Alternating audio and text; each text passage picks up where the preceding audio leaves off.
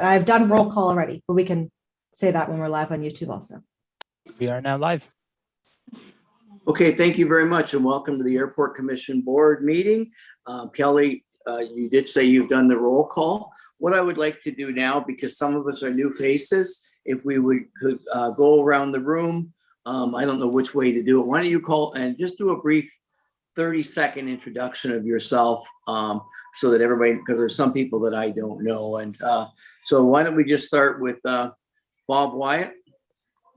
Yes, Mark, you know me quite well. I've sat on many committees and boards. I sat on the Sanderson board for 15 years, the library board.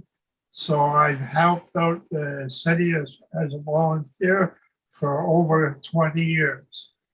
And that's my life story, except I'm a retired steelworker. Thank you, Bob. Councillor Martin? Councillor Martin, the councillor for Ward 3 and the city representative on the airport board. Okay, Rick? Thank you very much, Mr. Chair. My name is Rick Cox. I'm the Acting Director of Facility Management and Security with the city, and my portfolios includes the airport. So happy to support the board through their work today. Thank you, Councillor Coleman. Thank you, Mr. Littell. Brian Coleman, Councillor for the County of Brantford, Ward 5, and I've been sitting on the airport board for at least the last 10 years or so. So thank you. Thanks, Mark. Excellent. Thank you, Councillor. Sean? Sean Brown, Airport Manager and General Manager of the Brantford Flying Club. Been here at the airport for 24 years now, and been sitting on the airport board for many of those, and happy to provide whatever information I can to help the board make decisions. Thank you, Sean. Kelly, I only have 8 I'm on here. So why don't you introduce yourself, and then who have I missed, please? I think you've gone through everybody that we have as board members. Oh, Bev is there too with Sean. I don't know if Sean just said that. So we've got Bev with us also from the airport. I'm usually behind the scenes, so. Bev Hoekman, Assistant Manager. I've been here for about 4 years, Assistant Manager for 2, maybe. Well, thank you, everybody else, and welcome. So welcome to the Brantford Airport Commission virtual board meeting. The following procedure rules for our virtual meeting be required to ensure our meetings operate as efficiently as possible. All board members will be muted for the meeting to reduce feedback. All web cameras for board members and support staff will be on. Any board member should indicate they wish to speak by pressing the raise hand button on the toolbar, and then I will recognize it, and then lower your hand once you've had a chance to speak. Board members will vote by raising their hands, and Kelly and Rick or I will do that. In the event of a service interruption, we may recess the meeting for up to 15 minutes to regain quorum. If quorum is not achieved, the meeting will be adjourned. If for some reason I log off, which has happened to me before, Councillor Martin will take the chair in my place. All board members will vote by physically raising their hands. So we are now at the regular meeting. Do we have any conflicts of interest here? Just raise your hand if you do and state what your conflict is. We seem to be good. We have a presentation, which is 3.1 from Tony Henrique. Kelly, is Tony around? Tony is here. I just need to add him as a panelist. So he should be joining us in just one moment here. Okay.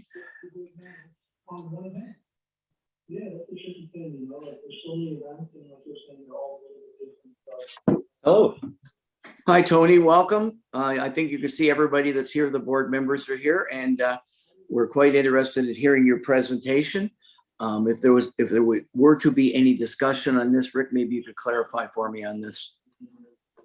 Thank you very much, Mr. Chair. Just so we all understand the rules of engagement today, the presentation is available for questions of clarification with respect to the material in the presentation. But any questions that might feel like they're about things that are not in the presentation or kind of negotiating type questions, we need to take offline and have a conversation at a different day. So, Mr. Chair, maybe you or members can be prepared to limit their questions to Mr. Henrique related to clarification, and any discussion type questions be retained for another time. Thank you, Mr. Cox. And Tony, I'm just, sorry, I'd just like to add in, we only have 10 minutes for the presentation, including questions. That's as per what the clerk's department has instructed me, so. in the Okay. Bylaws, so I'll do a 10-minute timer, and I can even let you know when we're at about 7-minute mark so that we can start wrapping up any questions. Perfect. Thank you. Tony, your 10 minutes start now, sir. All right, board members, councilors, city staff are there. Hello. And Kelly, thanks for setting me up. You've seen the presentation that we submitted to real estate. There was a multiple page document that was there. That went to real estate in June of this year, and we were instructed to feed that through them and get their input on trying to purchase this parcel of land. It's the last parcel that's on York Road that's actually on a county road with services available. If you've read through that, you see our kind of how we've justified or requested through real estate to consider that. And subsequently, they had multiple delays in meeting. They didn't have quorum, issues with COVID throughout the summer. I think it wasn't until September till they met. We didn't have any, and I wasn't sure of the process, but there was no questions of us and our proposal when they looked at that. I didn't quite know how that worked. I ended up just hearing through the city grapevine, basically, that they'd said, well, they didn't think it was enough cash offering for it, and they didn't think it fell in with the airport plan and the Explorer report from 2016.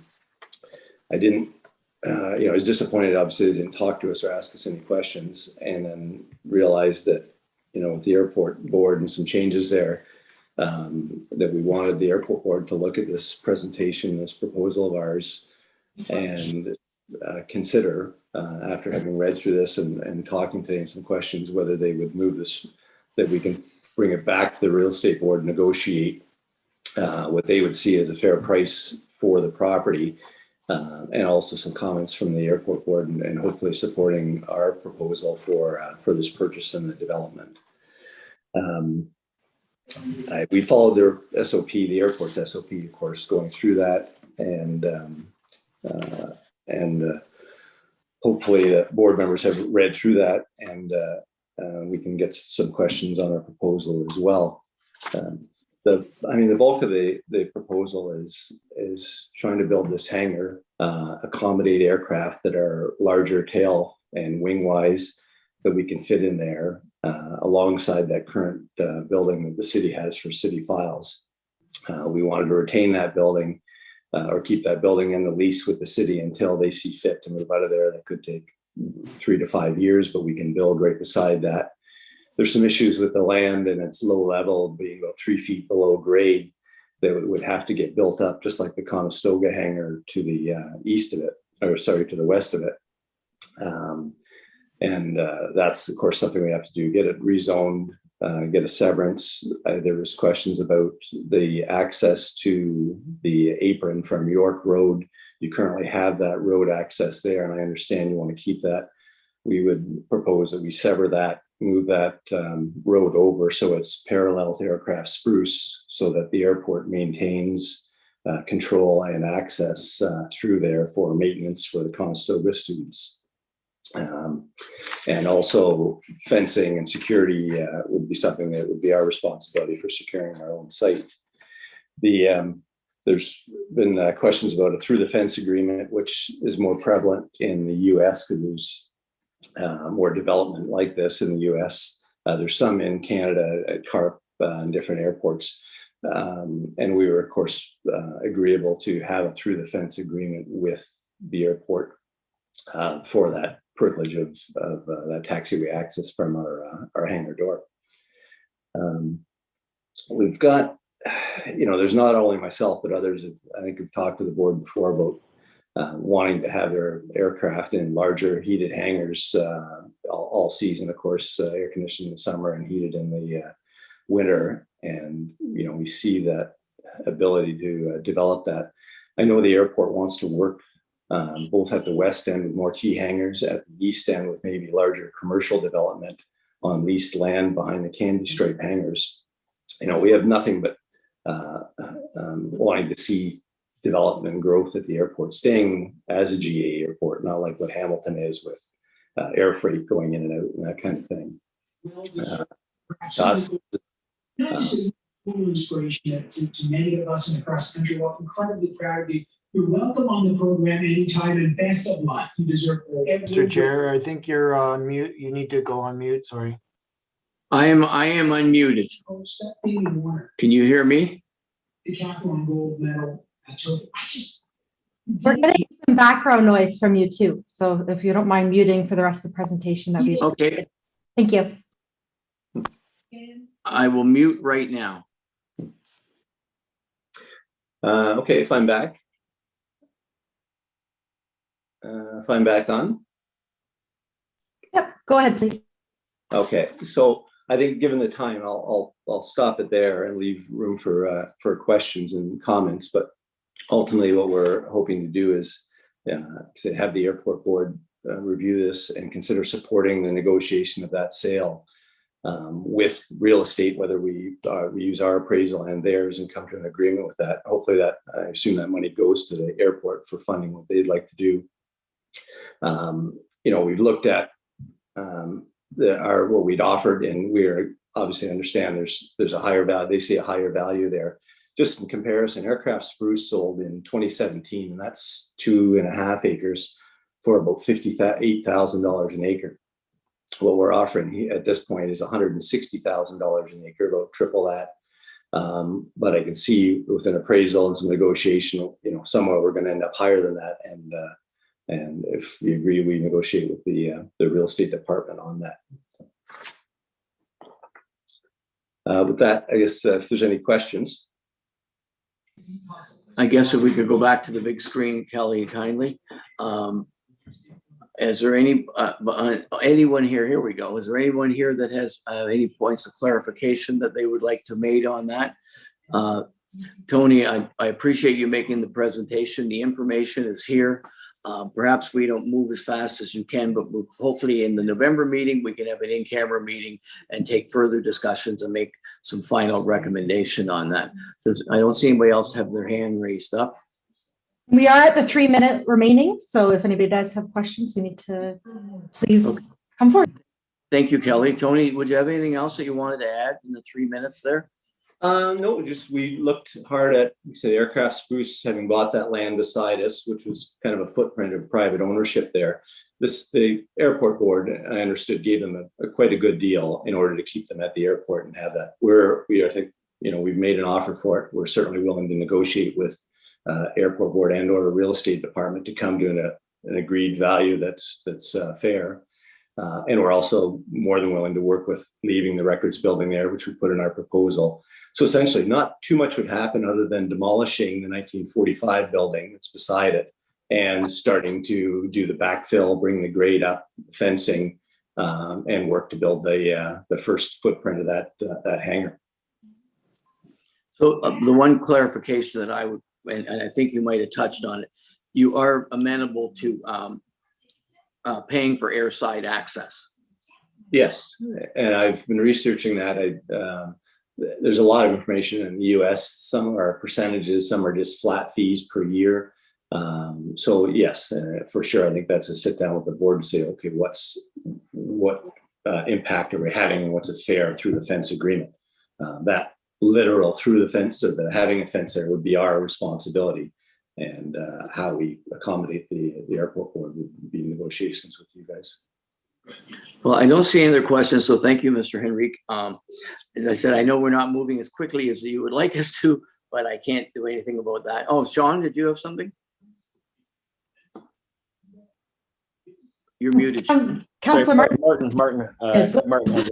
Okay, Councillor Martin. Chairman, there's a hand up in the corner of my screen. That's what the raised hand looks like. Yeah. Okay, thank you, Martin. I did miss that. That's my first mistake today. There you go. My question is, it shows the entrance off Aviation Ave.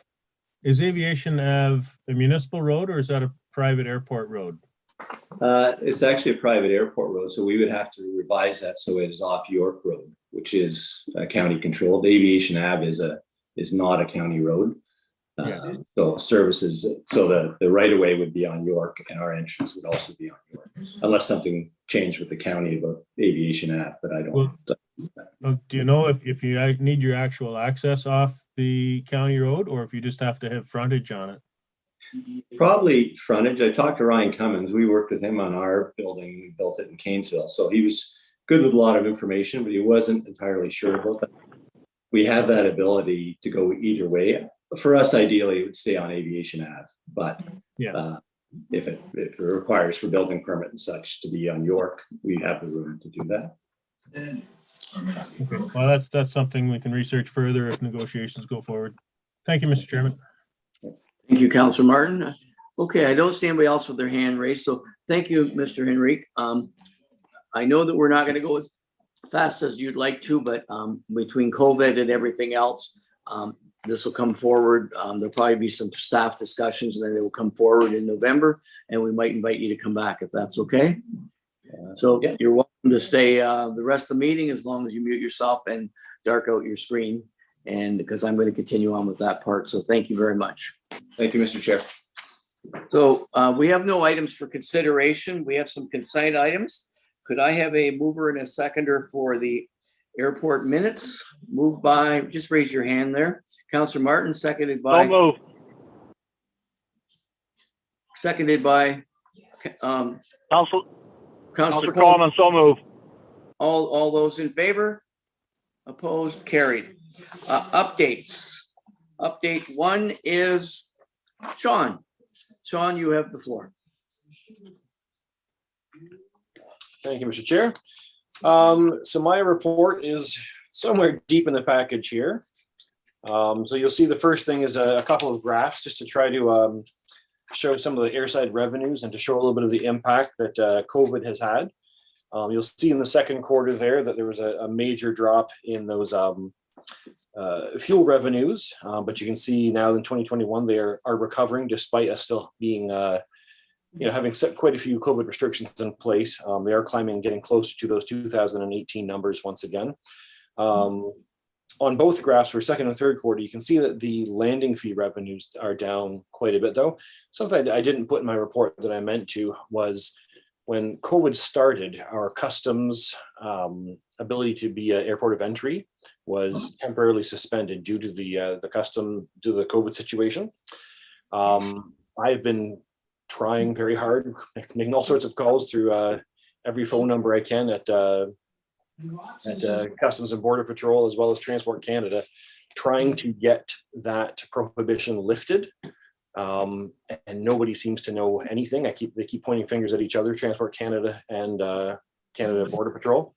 So I just spoke with them again on Friday. It was the last I spoke to them to try to get an update on things. So still no word back, but hopefully I'll hear today in the next couple of days. But that affects our landing fees and fuel sales, obviously, because as things start to spool back up and businesses are getting rolling again, they're not coming into Brantford from the US because they can't clear customs here, which makes it a challenge. So stand by on that, still working towards a solution there. The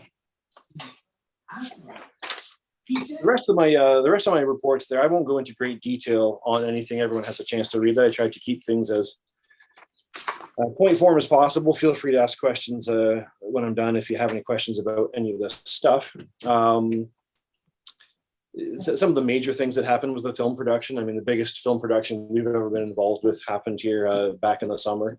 We had a really great chance to learn a lot from that, to learn how to do film production better, traffic flows and all sorts of things. So that was a really great learning experience, and brought in a fair bit of revenue to us during a time that we struggled through COVID and so on. Line painting just finished up, which is great. Nice to see fresh lines, not just on a small portion of the airport, but the whole airport now, to have all the line painting up to speed. Another one of the big projects that happened early in the year was the airport approaches and obstacles. I know Rick did a lot of work. I did a lot of work going back and forth with a consultant company to get our approaches redone. NAV Canada has handed those down to individual airports now instead of doing those themselves. So that was a new expense our airport hasn't had to deal with before, but that was a big one. One of the more recent developments is another flight school utilizing the airport. Rick can probably provide more information on that. But a quickly growing flight school, I should say.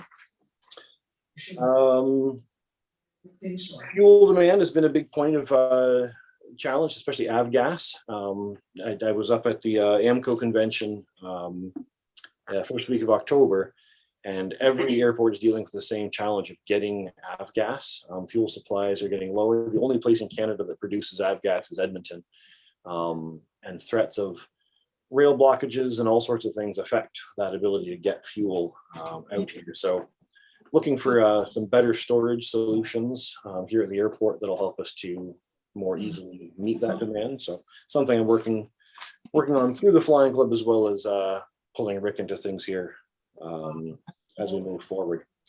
The Emco Convention, I attended the Emco Convention. It was excellent. Great to see human beings again in that environment. We had a great time up there. Great to reconnect with everyone. A lot of great information from the various seminars. I'll be able to send out the presentations soon, hopefully, once I get them from the Emco folks. A lot of the talk was about COVID, airport, reactions to the COVID situations, rebuilding, looking to the future, trends for the future. A lot of the trends look to be how we're going to have our airports work well with drones as drones continue to become more and more popular. And also how our airports in the future are going to support electric aircraft, which are becoming more and more likely on the horizon. So lots of interesting things. It was a great experience. And if anyone has any questions, I'm more than happy to answer. Well, I'll start while I'm waiting for everybody to raise their hand. So what were the custom entry times before? I'm sorry, the custom. When could they commit? It was 8 till 5. No, 9 till 5. Sorry, it was 8 till 5 prior to 9/11, and it was changed to 9 to 5. Okay, and no sign of when that's going to come back. No, I'm hoping for a call back soon. I found someone at Transport Canada that is equally as frustrated as me and has kind of taken us as their torch and is getting pretty upset with Customs and Border Patrol. So she's rattling some cages and hoping she has more success than I do. Okay. Fuel sales. Yep. Where are we at dollar-wise compared to other airports on our price of fuel? As we speak right now, we're very much on the low side. We're probably looking at an increase. Sorry, when you say dollar size, like a price per liter is what you're saying? Yes, sir. Yeah. Right now, we're very much on the low side compared to other airports. We're looking at an increase in the coming days here. Our prices have shot up. Our costs have shot up. Typically, though, we run middle of the pack. We do a survey once a week of all the local airports and set our prices based on middle of the pack and comparable to local airports. The biggest challenge has been Tilsonburg, having Tilsonburg in our next door. Their fuel prices have been historically super low and at times lower than I've been able to buy fuel at cost, especially on the jet fuel side of things. However, some important news out of Tilsonburg is that their airport manager retired September 30th. And they've now hired another group called Loomis, who's an Emco member, to manage the Tilsonburg airport. So that's Trent Gervais. He's from the Peterborough area and had managed the Peterborough airport. They manage a number of airports through Ontario and some in Alberta. And they've been given the mandate to manage the airport, the fuel services, and the restaurant. So I don't have a crystal ball, but I think the days of super cheap fuel in Tilsonburg are probably over. It was the city that was selling the fuel, and so there was no real mandate to turn a profit because it was the city's fuel that was being sold, and it was a reason to bring people to the airport. Now that there's a management company that's been brought in, I would expect those fuel prices would now become more middle of the pack in the coming months. Just that's my own. Thank you, Sean. Does anybody else have any questions for I see Rick's got Sean? a question. Rick's, all right. I apologize, on the other committee I'm on, it's on the bottom of the screen, so I will try, Councillor Martin, to look at the top of the screen. Rick, you have. Go ahead, Rick. Rick, you're up. Oh, you're still muted. Sorry, Sean, with respect to the customs piece, I guess it's more of a question for other members of the board who may be in touch through other members or other colleagues with, let's say, mayors that are engaging with recently elected members of federal parliament. Perhaps that's something that members of the board who have connections either directly or indirectly to the members of federal parliament for Brant County and for Brantford might gain some, get some assistance with moving that forward now that there's a new government in place. So just put that bug in the members' ears that it wouldn't hurt to have those folks go to Ottawa with perhaps a list of questions to ask Transport Canada. Excellent point. Thank you, Rick. And just to feed a little bit more information into that process for that conversation, if it can happen, then specifically what we're looking for is just to know what the process is to get it back. When the services were removed, two gentlemen in a squad car showed up from CBS. They put taped a sign to the door and they drove away. And that there was no emails, there was no communication, there was nothing saying that our services were suspended. They just taped a sign to the door, and our name disappeared from the CBS website as a port of entry. Which at the time that was back in May of 2020 when the whole world was going upside down, and it just seemed par for the course that all these drastic measures were being taken. But now in hindsight, because there was such a lack of a process to take the services away, there's also seems to be no real clear process to reinstate those. Are you done there, Sean? I'm done. Okay, thank you very much. Okay, so we'll call the question on Sean's report. Raise your hands, all those in favor. And that is carried. Thank you very much. Rick, you have the floor, sir. Thank you very much, Mr. Chair. The board has received the report, and if there are any questions on specific areas, by all means, feel free to ask me. I'll speak to the first few sections of the report just at a very high level. Sean's already touched on many of the things in the report. So we did do a line painting project this past fall, and we now have refreshed lines throughout the airport space, so that's good. I've provided the board with a summary of the status of current commercial leases that we have, and the tenants reflect that and when they might be up for renewal. And we're working with our legal and real estate teams to get everybody moving forward with renewed leases for those that have that are up for renewal. In terms of other aspects that the board might need to consider, we're working hard right now on confirming up the draft operational budgets and supplying that to the finance team to bring into the budget review process for 2022. And clearly the landing fees and gas or fuel sales revenue are a key part of that. We are also thankfully moving ahead with finalizing a few capital projects in and around some of the hangars over the next number of months. So lots of things going on capital wise and operationally with respect to the facility operations. One piece that isn't in my report, but just from a clarification point of view, I'm currently sitting in the acting role as the director. I'm not sure when that the process will change, but anticipating that before too long, I'd either be returning to the manager role and continuing with the airport portfolio or some other relationship here. But we're working hard as a team from the facilities management group to keep the airport front of mind as we do our work. And if there are any questions from the board, I'd be happy to take them at this point for the first section of my report up to 5.2.3. Thank you, Rick. We do have one question. Councillor Martin, you have the floor, sir. Thank you. Through you to Rick. Is it your intention to bring the budget to the board for a look at it, or is that something that the board's not going to see?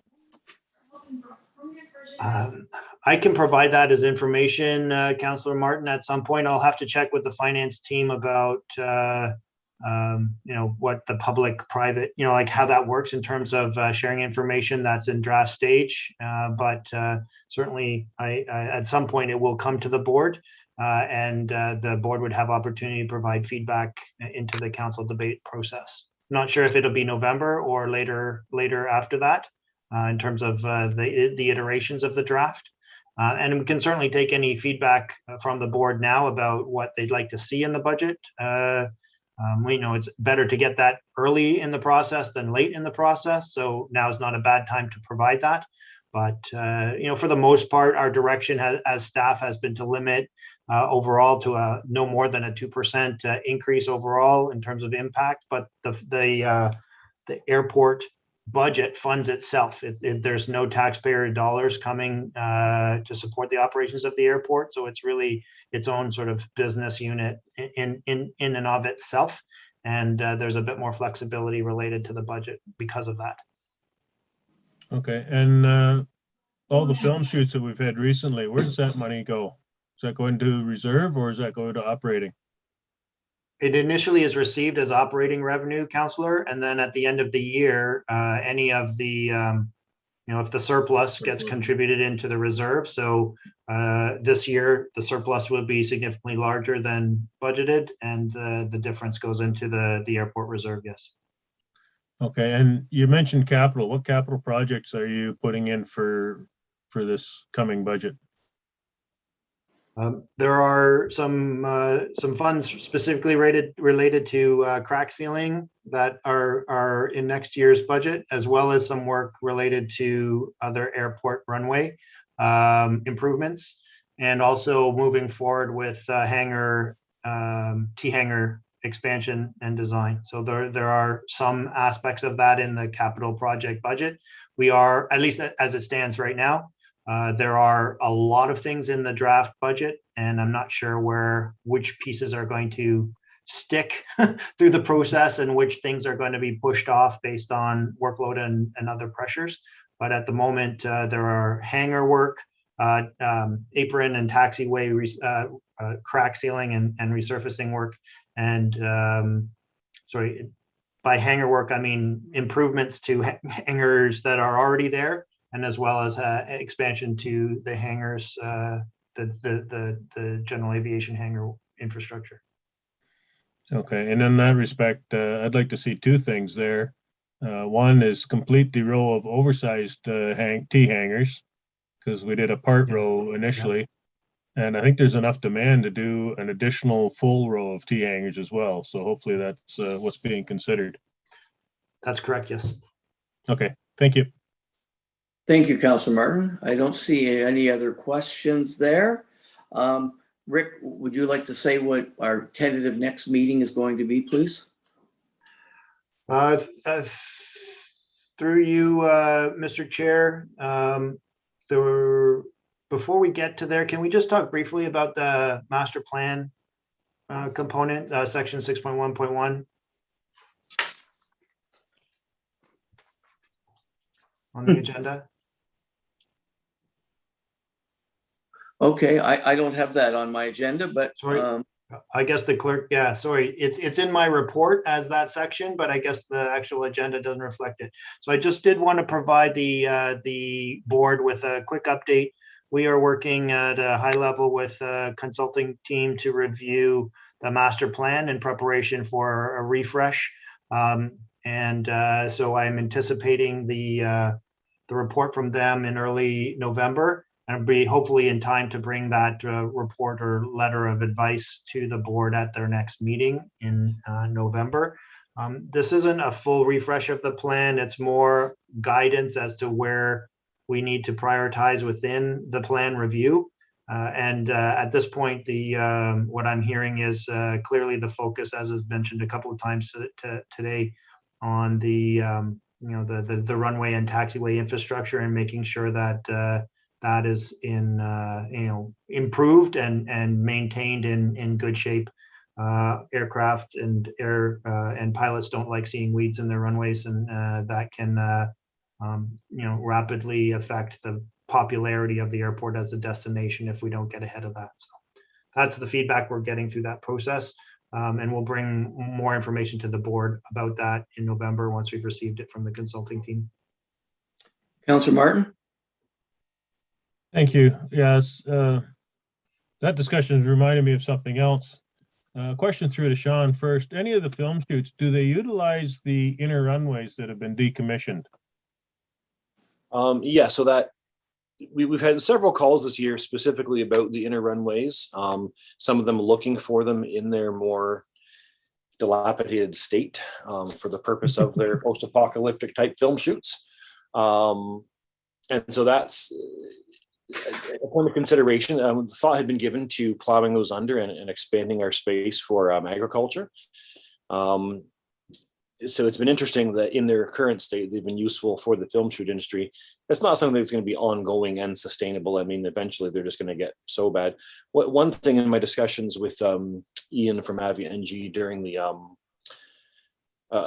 talk about refreshing the airport master plan and considerations and prioritizing the master plan, one of the things that we kind of spitballed back and forth a little bit was the idea of maybe instead of tearing those out, maybe we just reduce them to a 25-foot wide taxiway. So we still have the ability to access other backtrack towards runways without interrupting other, landing aircraft and so on. But severely reduce the cost of having to repave the entire thing. Also being 25 feet wide, you wouldn't have to have the storm sewer construction and so on that you would have to do. There's less drainage required on such a narrow stretch. So just some things we were talking about the future of those things, but they're rough. They're real rough. We just finished getting them all cut for a film shoot that actually fell through last minute. But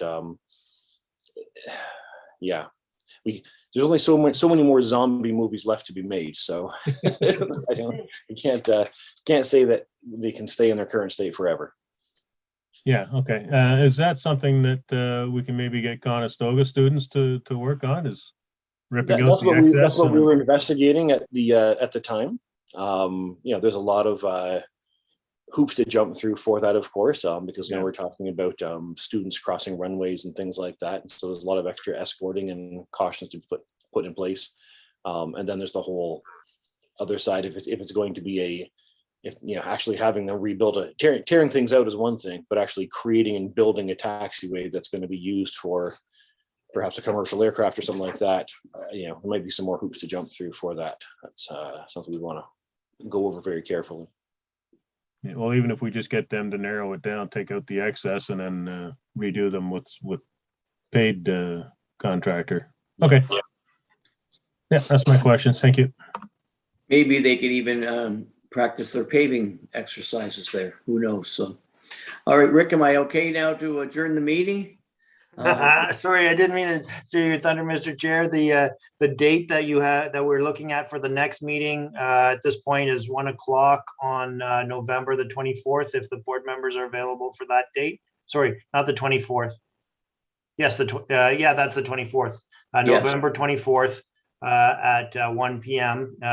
Just confirming availability. That it meets the clerk's team's availability as well, and we're hoping that folks are available for that date. Thank you, Rick. I don't see anybody else has anything there, so I'd ask for a motion of adjournment. Moved by Councillor Martin, and thank you, everybody. Excellent meeting. Thank you, Kelly. Thank you, everybody. Have a nice afternoon.